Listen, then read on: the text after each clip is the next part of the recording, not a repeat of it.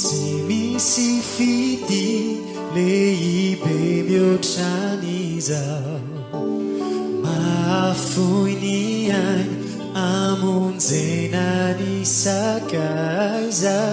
zanino efa vitany Jesu aiso anao nanao soronizy solony elokao tsy misy fity lehibe mihoatrany izao mahafoy ny aina amonjena ny sakaiza zanino efa vitany Jesu aiso anao nanao soronizy solony elokao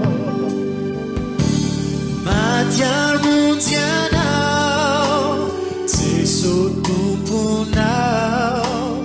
nahafoy ny ainizy satria tiany anao namafy azy izany hozakainy any homporofo ny fitiavany